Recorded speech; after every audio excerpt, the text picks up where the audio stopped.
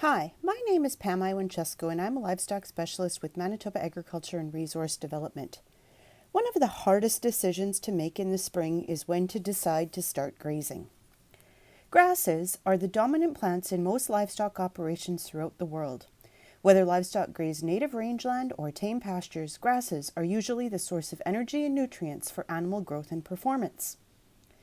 Grass growth normally begins in the spring when the soil warms. Chlorophyll, which develops quickly in young leaves, gives the plants the opportunity to carry on photosynthesis. However, initial growth does not come from photosynthesis, but from energy that is stored in the roots and lower shoots. Production of the first to third leaves requires a lot of energy from the carbohydrate root reserves.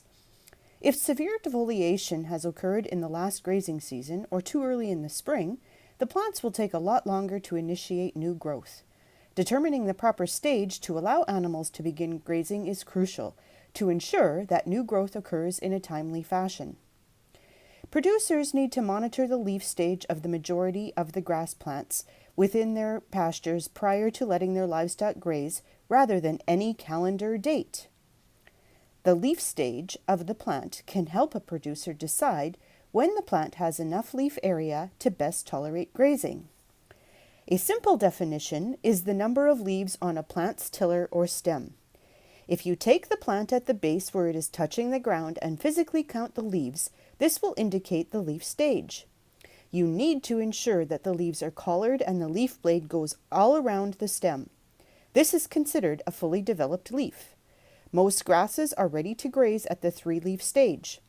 After the 3rd leaf, the plant has been able to capture enough energy reserves to regrow after the plant gets defoliated. If the plants are grazed or defoliated before this stage, it will weaken the root structure and the entire plant. It is also important to note that once the animals are grazing, a grazing plan should reflect some time for the plant to reestablish the root reserves for the following year. Develop strategies that allow plants rest and recovery after they have been grazed. Base your decision to move animals with keeping in mind some green material is left in order to reestablish some carbohydrate root reserves before the next graze. Continuous grazing is the least desirable grazing strategy. Never graze according to a calendar date, but consider differences in growing conditions from year to year, the kinds of grasses, and locations.